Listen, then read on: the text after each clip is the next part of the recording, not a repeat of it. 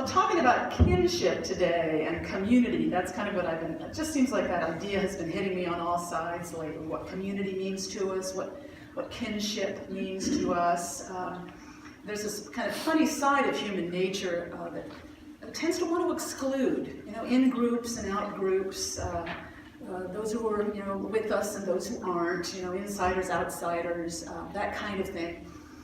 There was a little story, it was the one I was kind of start with, it's a little bit funny, but about a guy that was stranded on a desert island and was there for a long time, all by himself on this desert island, and finally he's rescued, and the rescuers come up and they see 3 huts on the island, and they go, what are the huts? And the guy goes, well, this is where I live, this hut, and this hut over here is my church. And the guy said, well, what about the other church? And he said, that's the church I used to go to.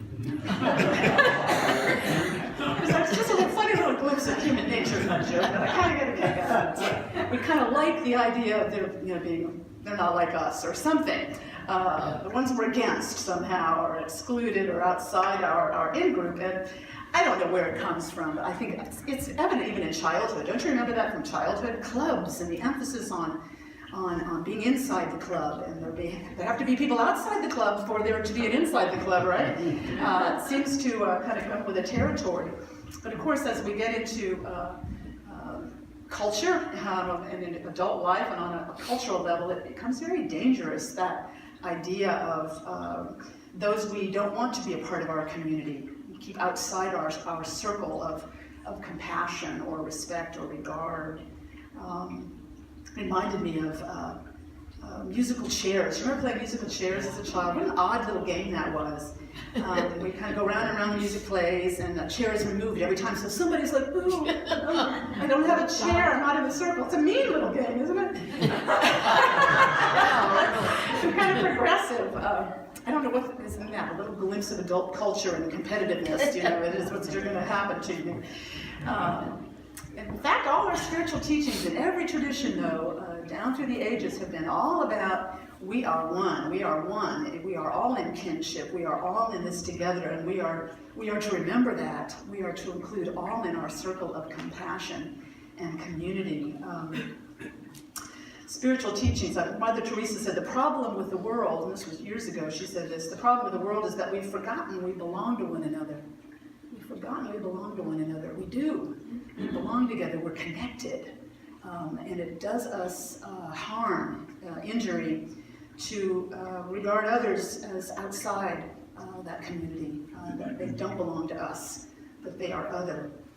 Jesus had an all-inclusive, radical love he taught. We are still learning how to practice that in our communities. He demonstrated and taught it. It was at the heart of his life purpose. In John 17:20, he has a phrase about how he came that we may all be one, that we may all be one, that we may know we are all one. Throughout the Gospels, he demonstrated that kind of kinship with everyone, against all the laws of his culture, the laws of Moses. Against all of that, he was in kinship with a motley crew of disciples of all kinds, and there were women among his disciples, which was unheard of. There were Gentiles and Jews. There were Samaritans who were disparaged. There were, in his day-to-day ministry, he ministered to lepers of all kinds, which was anyone with a condition that showed on their skin. Lepers and the mentally ill, with tax collectors who were deeply disparaged, with everyone. There were no distinctions, kinship at the heart of his ministry. And I think it's because it's such a foundational idea that recognizing our kinship, our interconnection, is the foundation of a life of peace and of freedom. You really can't have a sense of safety and freedom and peace if you're regarding certain people as other, that we don't understand and we're afraid of. It's a foundational idea that we need to recognize our kinship with one another. Part of the reason I so much admire the work of Father Gregory Boyle. Some of you are probably familiar with his work in East LA. He's a priest who has been serving in that parish. It's kind of a gang-infested area of East LA. The highest concentration of gangs in the country is the parish where he landed. And right off the bat, he was in the midst of this kind of gang violence and boys being killed, in gang violence every day. He's done more than 200 burials of this kind of gang-related violence on the streets around him. So he started early on doing whatever he could to address that problem, whatever came to light. This is what he says about kinship. He says, there's no kinship, there's no justice. No kinship, no peace. He says that repeatedly, and there's a lot of lectures of his online I'd encourage you to take a look at. He started, they call him Father G out there, sometimes Pops. He's much beloved in that community. He started a org called Homeboy Industries. Homeboy Industries, 25 years ago, when he took up leadership of that parish, and kind of backed into it. They just started trying things. Boys would come in and they'd try to develop a job for them. They'd start a business. So they started Homeboy Bakeries. Gang members coming in and learning to make bread, putting on hairnets and learning to make bread in the bakery, and selling that at the general market in LA. Homeboy Tortillas, they started that one. There's a Homeboy Diner. There's a Homegirl Cafe, girl gang members with serving food in a cafe there. It's a large employer. They have a silkscreen factory. That's one of their biggest things. They employ over 400 former gang members. And they really specialized in gang members that be really, really difficult to kind of rehab and re-enter into society. They've been in prison. They've been guilty of violent crimes. They've served in prison. They can't get jobs elsewhere. They've got issues to deal with, and they would arrange anything that was needed. Do they need counseling on anger management? They set up classes for that. Do they need parenting workshops? They did that. Do they need case management? Do they need job development? They do that. And he said they kind of backed into it, but Homeboy Industries has become the largest gang intervention, rehab, and re-entry program in the world. Thousands of young men and women have come through that program now. Most of them were in gangs starting at age 10, 12. And why did they get in? They wanted a sense of belonging. They wanted community. They wanted kinship. And that led them in the wrong direction. It was the wrong kind of community. It's amazing the work they've done. One of the big things they do is tattoo removal. This is big business at Homeboy Industries. They have removed over 11,000 tattoos at this point. It started, Father Gregory says, when a young man came in, and they would kind of come on off the street sometimes. They start hearing about it. This is an alternative to gang life. It's a way to get out. And a young man came in. He'd been having trouble getting a job. And he had a tattooed across his forehead, I'll abbreviate, F the world. He said, I'm having trouble getting a job. It's frank. It was a frank statement of the situation. So they started working away on that, removing those tattoos. And they got him job placement in the silkscreen factory, I think. It's amazing. They have 29 doctors who do these, 800 treatments a month. Tattoo removal, to make it easier for these young men to see themselves differently again, to see their worth again, and to be perceived that way by the world around them. It's remarkable what he's doing there. And as they kind of work with these young men, the soul sees its worth, Father Boyle says. The soul begins to see its worth. Lives are changed, communities are changed, a different kind of kinship is experienced.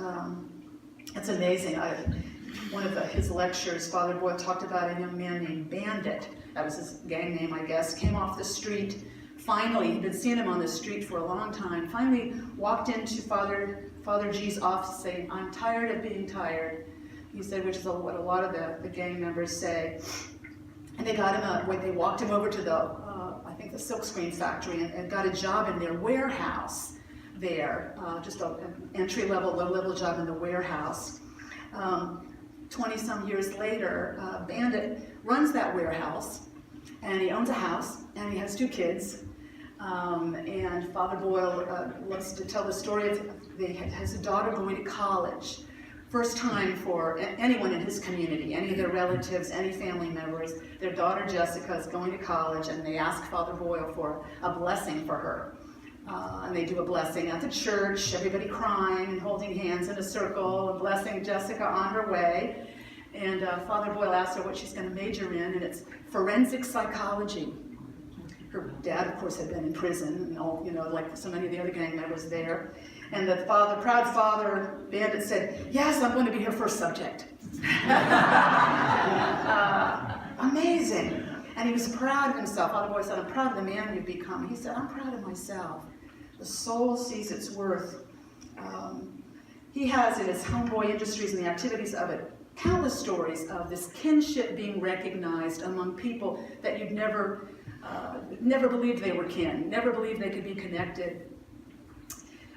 Laura Bush, apparently, during the Bush administration, was doing some youth program in D.C., and she had heard about Homeboy Industries and asked Father Boyle to come and bring a few of his homies to the White House for this conference and for dinner at the White House.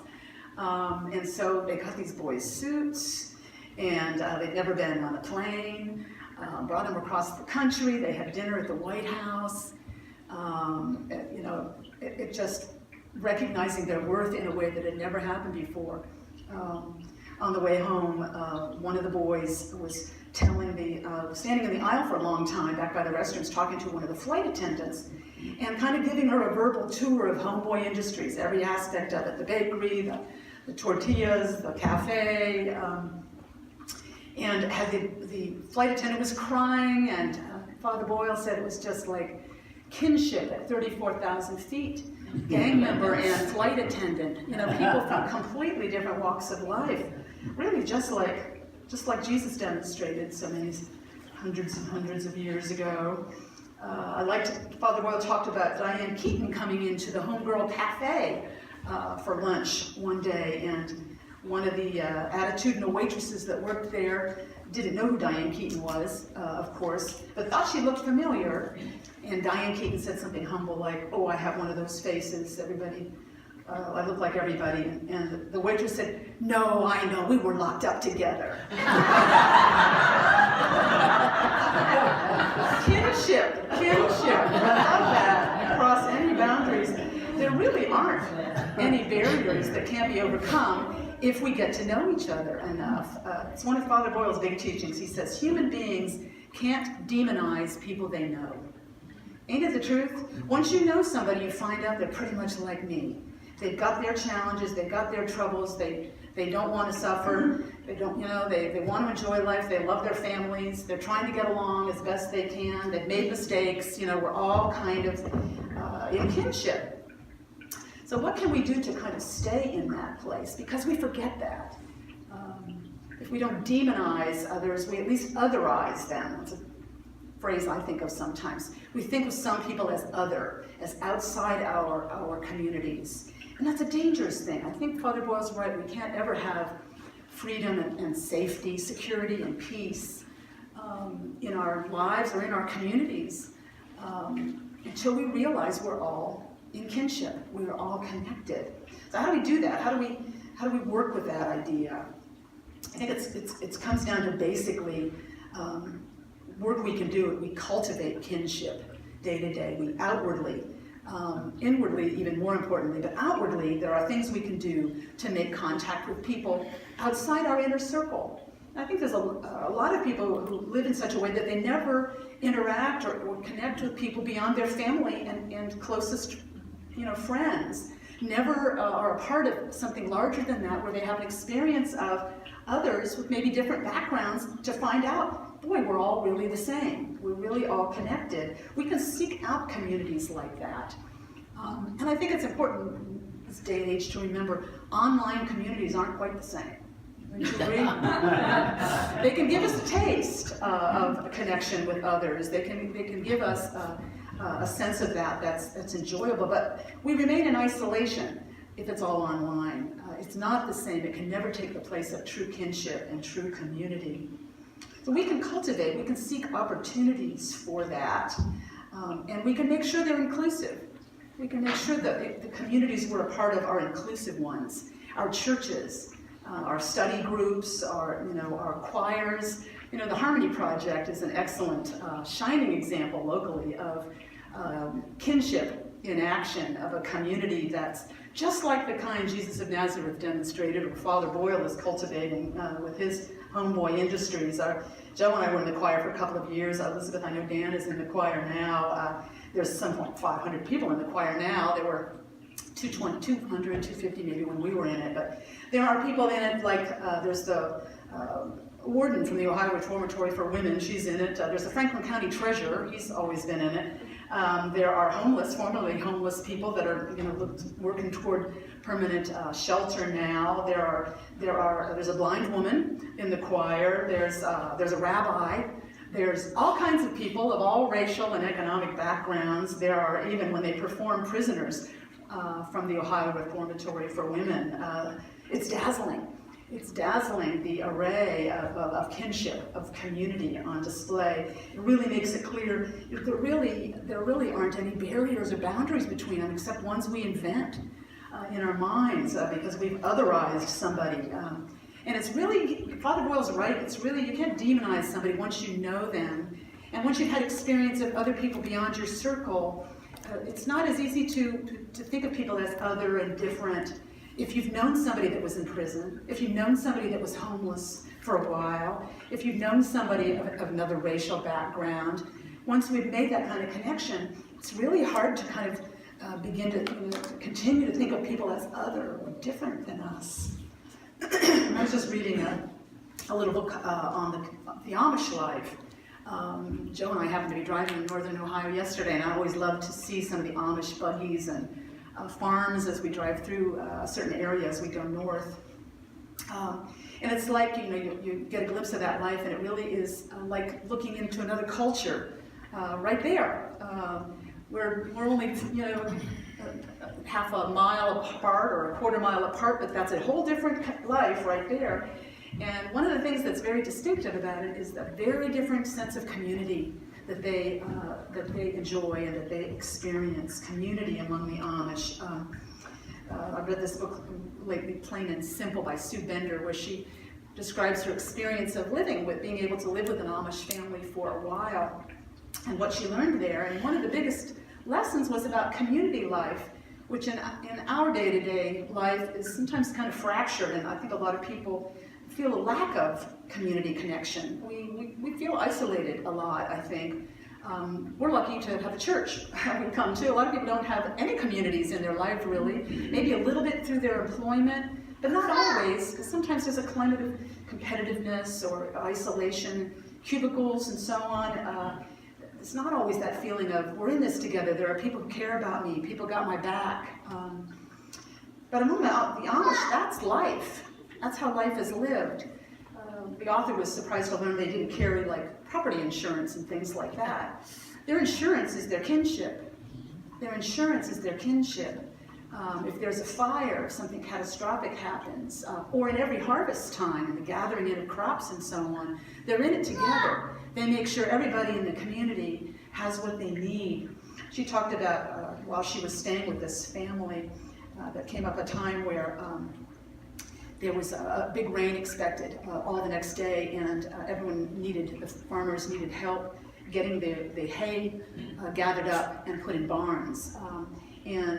So they headed out, they went farm to farm, everyone in the community, and got all that hay collected and moved into barns. And at the last house, they enjoyed a hearty meal that was prepared there, and everyone headed home at the end of the day, tired but happy. They had been there for each other, yet again, doing what needed to be done to make sure everybody's crops got in and all would be well. That's good insurance. That's good insurance to have, to know you live in a community where others are supportive of you, just as you're supportive of them. That kinship is felt and recognized, like a sacred trust. I think it's a wonderful thing. We can cultivate community. We can cultivate it in our lives. We can cultivate it among those we know.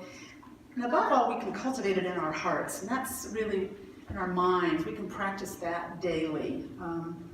Because there's a lot of calls in our daily life, in our media, and things we're exposed to, calls to otherize, calls to exclude, calls to perceive certain people as other, not like us, not worth, not as valuable as others, not worth as much. And we can resist all those calls to regard others as less than, as other, as different. Wherever those come from, we can refuse to buy into those messages, and we can affirm and cultivate kinship in our hearts, in our minds, toward all. I have this feeling often when I regard others with certain challenges. You see them on news or things like that, and I think, I've been there. You know, I think there's a lot of, we've all made mistakes, we've all had challenges, come up short, gotten confused. I think it's important that we train ourselves to recognize kinship, not difference, recognize connection, to challenge ourselves to include even those most demonized, like those gang members in East LA that Father Boyle embraces like family and is showing to the world these are wonderful, bright, peace-loving young men who want to be part of a community and want to be upstanding citizens in the world. We forget that we are all in this together. Even though it's in all our spiritual traditions, love your neighbor as yourself. Do unto others as you would have them do to you. Those are words right out of our Gospels. Here's one from the Shawnee Native American tradition. Do not kill or injure your neighbor, for it is not him that you injure yourself. Do not wrong or hate your neighbor, for it is not him that you wrong yourself. But love him. The Great Spirit loves him also as he loves you.